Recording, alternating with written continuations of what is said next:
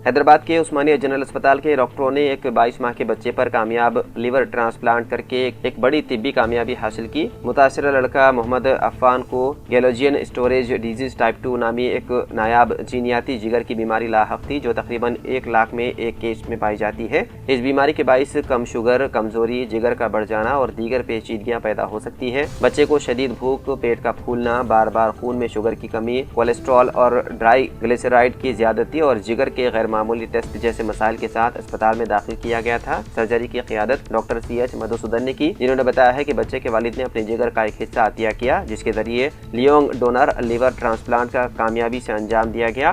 ये पेचीदा operation Aarogyasri scheme के तहत किया गया, जिसमें न सिर्फ मुफ्त इलाज बल्कि जिंदगी भर के लिए जरूरी अद्वियात भी फराहम की जाती है। डॉक्टरों के मुताबिक बच्चा अब सेहतियाबी की जानिब गामजन है। उन्होंने कहा कि ऐसे ऑपरेशन खानगी अस्पतालों में 50 लाख रुपयों से ज्यादा लागत के होते हैं, जबकि ये पहला मौका है कि हिंदुस्तान के किसी सरकारी अस्पताल में GSD के मरीज पर कामयाब लिवर ट्रांसप्लांट किया गया।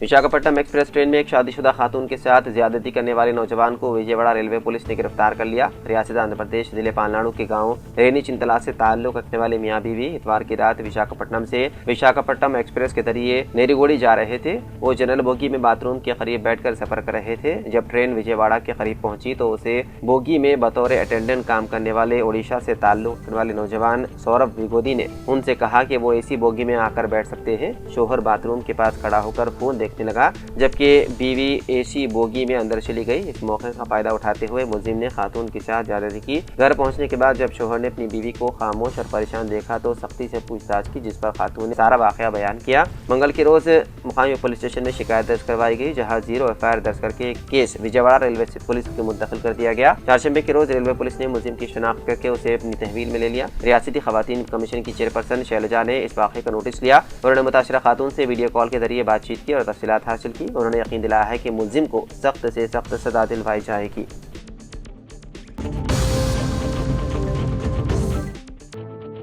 तेलंगाना के जिले मेदक में एक दिल दहला देने वाला वाक़या सामने आया, जहां 10वीं जमात की तालिबा ने इम्तिहान में नाकामी के खौफ से खुदकुशी कर ली, मगर नताइज ने सबको हैरान कर दिया। तफसीलात के मुताबिक 17 साल मुतवफ़िया बानूत साइप्रिया पोड़ीचन पल्ली की रिहायशी थी और जिले परिषद हाई स्कूल कोतापल्ली में जेर तालीम थी। उसका छोटा भाई 15 साल शंकर भी उसी का हम जमात था। चारशंबे के रोज जब शंकर ने अपनी बहन का रिजल्ट चेक किया तो पता चला कि साइप्रिया ने 600 में से 480 नंबर हासिल किए, यानी 80% नंबर, जबकि खुद शंकर ने 441 नंबर हासिल किए। अहले खाना के मुताबिक साइप्रिया हमेशा पढ़ाई में अच्छी कारकर्दगी दिखाती थी, मगर उसे ये खौफ था कि वो इम्तिहान में नाकाम हो जाएगी। उसी खौफ के बाइस उसने 24 अप्रैल को अपने घर में फांसी लेकर खुदकुशी कर ली। ये वाक़या तलबा में बढ़ते हुए ज़हनी दबाव और इम्तिहानी खौफ की संगीनी को ज़ाहिर करता है, जिस पर संजीदगी से तवज्जो देने की ज़रूरत है।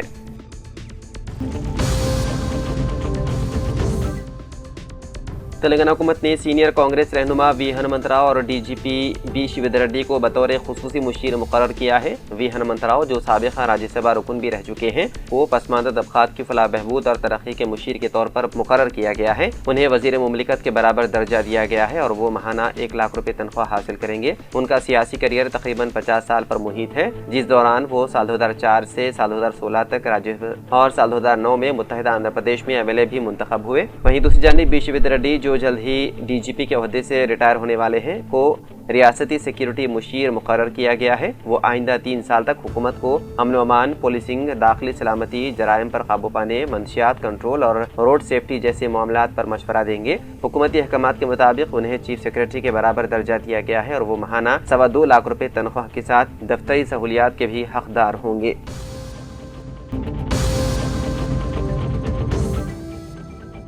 हैदराबाद के राजेंद्र नगर इलाके में कल रात उस वक्त कशीदगी फैल गई जब अशरार ने एक मस्जिद में दाखिल होकर कलाम पाक की बेहुरमती की और इमलाक को भी नुकसान पहुंचाया। पुलिस ने मुकदमा दर्ज कर लिया है और सिक्योरिटी में इजाफा कर दिया गया है। हुकाम ने यकीन दहानी कराई है कि जिम्मेदार अपराध की जल्द शनाख्त करके उन्हें गिरफ्तार किया जाएगा। चारशंबा और जुमेरात की रात शरंगेजी का यह वाक़या पेश आया। राजेंद्र नगर पुलिस स्टेशन में मस्जिद की कमेटी के अरकान की जानिब से दी गई शिकायत के मुताबिक चंद अफराद गेट फलांग कर मस्जिद में दाखिल हुए और वहां मौजूद कुछ अशिया और मुकद्दस किताबों को नुकसान पहुंचाया। इतला मिलने पर DCP Rajendra Nagar zone S Srinivas व दीगर पुलिस एहलकारों के हमरा मौके पर पहुंचे और मुआयना किया। पुलिस ने यकीन दहानी कार्रवाई के शरपसंद अनासिर को फौरी तौर पर गिरफ्तार किया जाएगा। इलाके में पुलिस की मौजूदगी बढ़ा दी गई है और मुकदमा दर्ज कर लिया गया है, जबकि मजीद तहकीकात जारी है।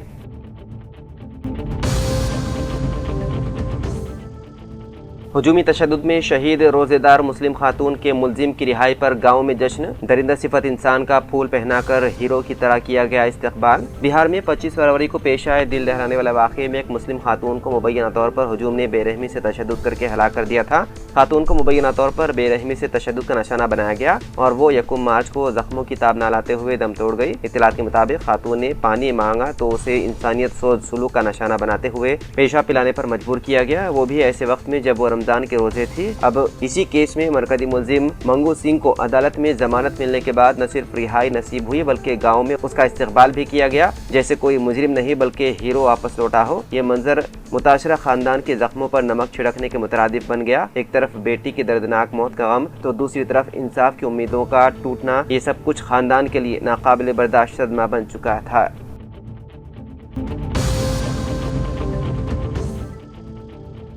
कमसिन बच्चों की गैर कानूनी स्मगलिंग के एक संगीन मामले में गुजरात पुलिस ने हैदराबाद के मुख्तलिफ अस्पतालों में बेक वक्त धावे किए। इस केस में मुलव्विस मुरुगन गैंग को गुजरात पुलिस पहले ही गिरफ्तार कर चुकी है और उन्हीं के फराहम करदा मालूमात की बुनियाद पर पुलिस टीम हैदराबाद पहुंची। मुरुगन गैंग को यहाँ किन अफराद की पुष्टपनाही हासिल थी, इस सिलसिले में तफ्तीश जारी है। कोकटपल्ली, बंजारा हिल्स और सिकंदराबाद के चंद फर्टिलिटी सेंटरों में बेक वक्त जाँच की गई, जहाँ से कुछ अहम मालूमात हासिल होने की इत्तला है।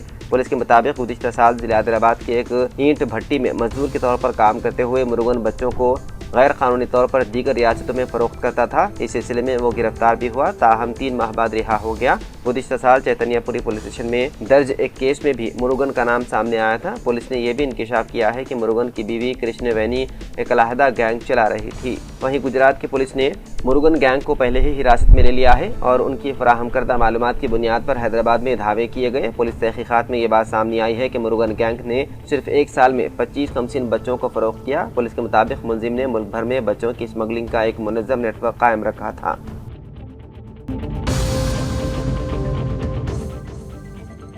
सोशल मीडिया पर एक दिल दहलाने वाली वीडियो वायरल हो रही है, जिसमें मुबैना तौर पर बैंक के रिकवरी एजेंट्स एक शख्स को उसकी बीवी के सामने सड़क पर बुरी तरह पीटते हुए नजर आ रहे हैं। ये वाकया महाराष्ट्र के शहर पुणे का बताया जा रहा है, जिसने अवामी हलकों में शदीद गम गुस्सा पैदा कर दिया। वायरल वीडियो में देखा जा सकता है कि 3 से 4 अफराद एक शख्स को घेर कर उस पर लातों और घूंसों की बारिश कर रहे हैं। हमलावर बेरहमी से उसके चेहरे, पीठ और पसलियों पर वार कर रहे हैं, जबकि मुतासरा शख्स दर्द से कराहते हुए रहम की अपील कर रहा है। सबसे तकलीफ दह मंजर ये है जहाँ मुतासरा शख्स की अहलिया हाथ जोड़कर हमलावरों से अपने शोहर को छोड़ने की इल्तिजा कर रही है, लेकिन एजेंट्स पर इसका कोई असर नहीं होता। वाददा खातून की चीखो पुकार सुनकर राहगीर वहाँ जमा हुए और मुदाखलत करके उस शख्स की जान बचाई।